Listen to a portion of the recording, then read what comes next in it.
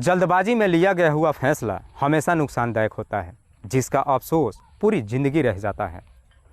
आज की कहानी में भी सेम कुछ ऐसी होता है, जिसकी वजह से ना सिर्फ एक व्यक्ति हमेशा के लिए इस दुनिया को छोड़ के चला जाता है, बल्कि उसके पीछे न जाने कई लोगों की ज़िंदगियाँ भी हमेशा के लिए बर्बाद हो जाती है। वाकई में दोस्तों, आज की जो कहानी है यह आपको भी सोचने और समझने पे मजबूर कर देने वाली है। नमस्कार, आदाब, मैं हसमुद्दीन और आप देख रहे हैं सफ़र क्राइम तक। आज की जो सच्ची घटना मैं आपको सुनाने वाला हूँ, दरअसल ये घटना है उत्तर प्रदेश की।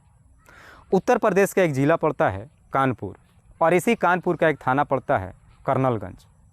कर्नलगंज थाने के अंतर्गत एक इलाका आता है मकरावड़गंज और इसी मकरावड़गंज इलाके का रहने वाला सुरेंद्र सैनी, पत्नी का नाम आशा देवी। सुरेंद्र सैनी के टोटल 4 बच्चे हैं, जिसमें 2 बेटियां और 2 बेटा। बड़ी बेटी अनीता, दूसरा बेटा दीपेंद्र, तीसरा बेटा अतुल और सबसे छोटी बेटी ज्योति। सुरेंद्र सैनी जो बहुत साल पहले ही इस दुनिया को छोड़ के जा चुका है। सुरेंद्र की बड़ी बेटी अनीता की शादी भी हो चुकी है। दीपेंद्र, जिसकी उम्र है लगभग 30 साल, जो एक प्राइवेट कंपनी में नौकरी करता है, ठीक ठाक पैसे कमाता है और अपने परिवार के साथ बड़ी खुशहाल तरीके से जीवन व्यतीत करता है। बात कर रहा हूँ मैं 20 जुलाई 2023 के दोपहर के वक्त। उस वक्त दीपेंद्र के घर पे केवल दीपेंद्र और उसकी छोटी बहन ज्योति मौजूद थी, क्योंकि दीपेंद्र की मां अपने छोटे बेटे अतुल के साथ अपनी बहन के घर बरेली गई हुई थी। तभी दीपेंद्र के नंबर पर उसकी प्रेमिका अंकिता फ़ोन करती है और उसे मिलने के लिए बुलाती है। दीपेंद्र अपनी छोटी बहन ज्योति से कहता है कि मैं 2 घंटे में वापस आता हूँ, और इतना ही कहकर दीपेंद्र अपनी प्रेमिका अंकिता से मिलने के लिए घर से बाहर निकल जाता है। 2 घंटे का समय तो बीत जाता है, लेकिन दीपेंद्र वापस घर नहीं आता है। उसके बाद से ज्योति अपने भाई के नंबर पर फ़ोन करती है, तो दीपेंद्र का नंबर स्विच ऑफ बताने लगता है। 2 घंटे और कोशिश कर लेती है ज्योति, लेकिन दीपेंद्र का नंबर कभी ऑन ही नहीं होता है। इसलिए ज्योति को लगता है कि शायद उसके भाई के साथ कुछ गलत ना हो गया हो। ज्योति अपने माँ के नंबर पर फ़ोन करती है और कहती है कि भैया दोपहर के वक्त घर से निकले हैं, 2 घंटे के लिए बोल करके गए थे, लेकिन अभी तक घर वापस नहीं आए हैं, तुम जल्दी से घर वापस आ जाओ। ज्योति जैसे इस तरह की बातें अपनी माँ से कहती है, तो इसे सुन करके ज्योति की माँ और उसका भाई काफ़ी परेशान हो उठते हैं और उसी वक्त ही अपने घर के लिए रवाना हो जाते हैं। दीपेंद्र की माँ जब अपने घर पे पहुंचती है, उसके बाद से अपने रिश्तेदारों के साथ अपने बेटे की हर जगहों पे तलाश करती है। इसके बावजूद भी ना तो दीपेंद्र का कहीं कुछ पता चलता है और ना ही उसका मोबाइल ऑन होता है। देखते ही देखते पूरी रात गुजर जाती है। आखिरकार अगले दिन सुबह सुबह ही दीपेंद्र की माँ अपने छोटे बेटे को लेकर थाने में जाती है और पुलिस वालों से कहती है कि साहब, मेरे बेटे का अपहरण हो गया है। पुलिस दीपेंद्र की माँ से पूछताछ करती है कि तुम्हें कैसे पता कि तुम्हारे बेटे का अपहरण हो चुका है, और आखिरकार तुम्हारे बेटे का अपहरण किया किसने है। इस पर दीपेंद्र की माँ कहती है कि साहब, मेरे बेटे का अपहरण अंकिता और उसका मंगेतर विशाल ने किया है। पुलिस दीपेंद्र की माँ से पूछताछ करती है कि तुम्हारे बेटे और अंकिता के बीच में रिश्ता क्या है। इसमें दीपेंद्र की माँ कहती है कि साहब, मेरा बेटा अंकिता से मोहब्बत करता था, इसीलिए उन दोनों ने मिलकर मेरे बेटे का अपहरण कर लिया है। दीपेंद्र की माँ जब इस तरह की बातें पुलिस वालों से कहती है, तो पुलिस दीपेंद्र की माँ से कहती है कि ठीक है, तुम घर पे जाओ, शाम के वक्त आना, और जब आना तो अपने बेटे का एक फ़ोटो भी लेकर के आना।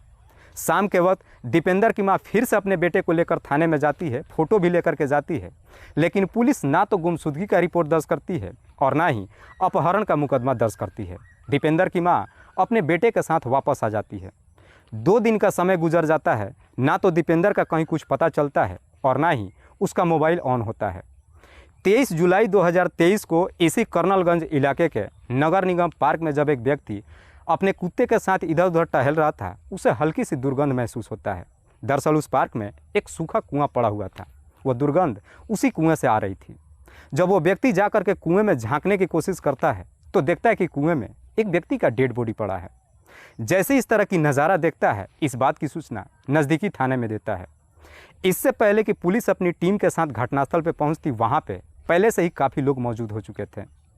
पुलिस जब उस कुएं से डेड बॉडी को बाहर निकालती है, तो मालूम चलता है कि वो डेड बॉडी किसी और का नहीं, बल्कि दीपेंद्र का ही था।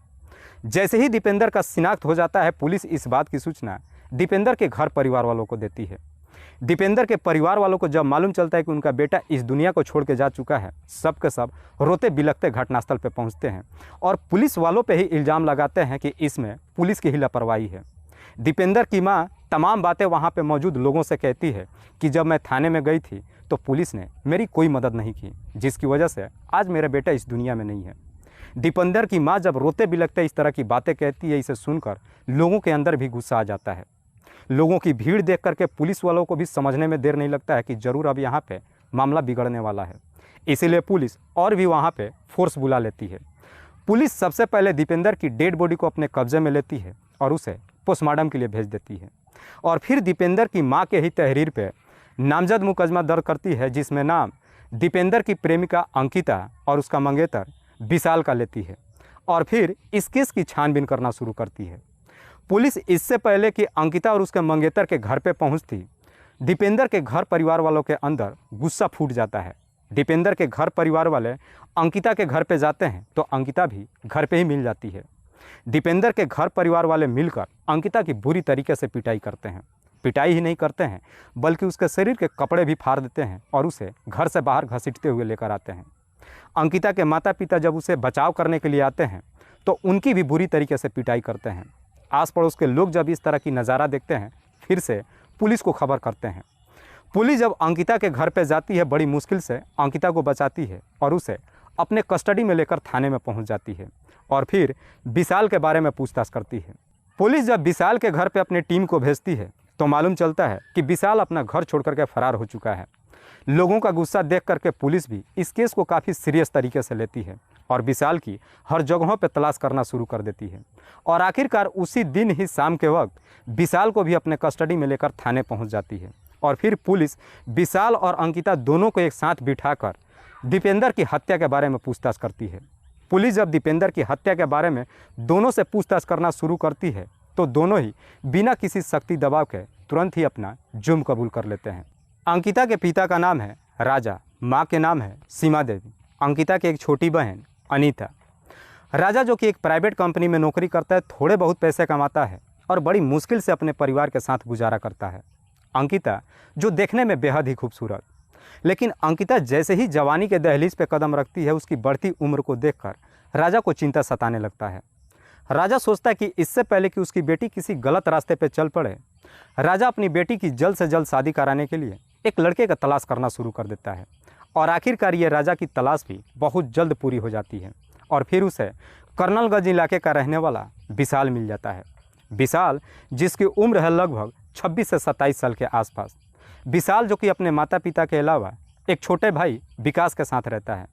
विशाल जो कि कोई काम धंधा तो नहीं करता है, लेकिन शादी में जब दान दहेज की डिमांड नहीं करते हैं तो राजा भी अपनी बेटी की शादी विशाल से तय कर देता है।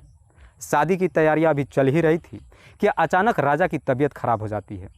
राजा जब हॉस्पिटल में जाता है तब मालूम चलता है कि राजा को कैंसर हो चुका है। इसलिए अब राजा के ट्रीटमेंट में ढेरों सारे पैसे खर्च होना शुरू हो जाता है।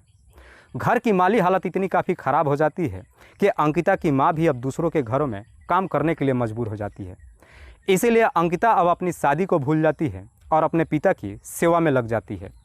विशाल भी जब अंकिता के घर की माली हालत को देखता है, अपनी शादी के लिए उनके ऊपर प्रेशर नहीं देता है। इधर अंकिता के ही पड़ोस का रहने वाला दीपेंद्र जो कि एक प्राइवेट कंपनी में नौकरी करता है। दीपेंद्र जब पहली बार अंकिता को देखता है तो अंकिता की खूबसूरती देख पहली नज़र में उसे अपना दिल दे बैठता है। इसीलिए अब दीपेंद्र अंकिता के नज़दीक जाने के लिए उसके आगे पीछे घूमने लगता है। जैसे ही कुछ दिन का समय गुजरता है तो दीपेंद्र को मालूम चलता है कि अंकिता के पिता को कैंसर हो चुका है। इसीलिए अब दीपेंद्र अंकिता के नज़दीक जाने के लिए उसके घर पे आना जाना शुरू करता है और अंकिता के पिता का हाल चाल पूछने लगता है। इसी सिलसिले में थोड़ी बहुत अंकिता से भी बातचीत होना शुरू हो जाता है।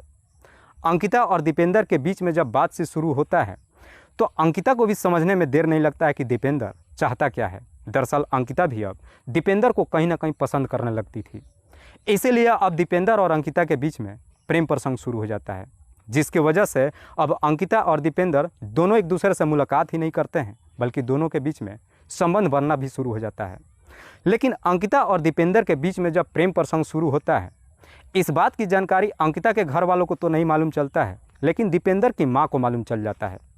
इसीलिए एक दिन दीपेंद्र की माँ उससे पूछताछ करती है तो दीपेंद्र कहता है कि मैं अंकिता से बेइंतहा मोहब्बत करता हूँ और मैं उसी से शादी करना चाहता हूँ। लेकिन शादी के बाद जब अपनी माँ से कहता है तो दीपेंद्र की माँ इस शादी के खिलाफ हो जाती है। जैसे ही कुछ दिन का समय गुजरता है, इधर एक दिन दीपेंद्र और अंकिता पार्क में जब दोनों एक दूसरे के साथ बैठ करके बातचीत कर रहे थे, उसी दौरान ही अंकिता का मंगेतर विशाल देख लेता है। दोनों को जब एक दूसरे के करीब देखता है तो विशाल को भी समझने में देर नहीं लगता है कि अंकिता का किसी लड़के के साथ में अफेयर चल रहा है। हालांकि वहाँ पे विशाल तो कुछ नहीं बोलता है, वापस अपने घर चला आता है और शाम के वक्त अंकिता के घर पे जाता है। विशाल जब शाम के वक्त अंकिता के घर पे जाता है तो उस वक्त अंकिता भी अपने घर पे ही मौजूद होती है। उस वक्त भी विशाल अंकिता से कुछ नहीं कहता है, बल्कि सीधे उसके पिता के पास जाता है और उसके पिता से कहता है कि भले ही आपने अपनी बेटी की शादी मेरे से तय कर दिया है, लेकिन अंकिता किसी और के साथ में गुलछर्रे उड़ा रही है। बेहतर है कि तुम अपनी बेटी को समझाओ, वरना मैं ये शादी तोड़ दूंगा।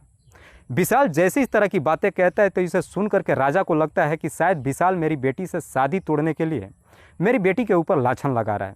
विशाल इतनी ही सी बात कहकर अपने घर वापस चला आता है। लेकिन विशाल जैसे ही अपने घर चला आता है, इस बारे में राजा अपनी बेटी अंकिता से पूछताछ करता है।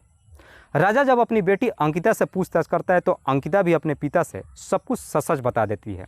अंकिता कहती है कि मैं दीपेंद्र से बेइंतहा मोहब्बत करती हूँ और हम दोनों शादी करना चाहते हैं।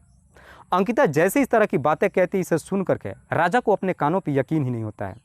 राजा और उसकी पत्नी अपनी बेटी को काफ़ी समझाते हैं, कहते हैं कि तुम्हारी शादी दीपेंद्र से किसी कीमत पे नहीं हो सकती है, क्योंकि हम दोनों की जाति बिरादरी अलग है। राजा अपनी बेटी को समझाते हुए कहता है कि अभी भी वक्त है, अपने कदम को रोक लो, वरना तुम्हारी ज़िंदगी बर्बाद हो जाएगी।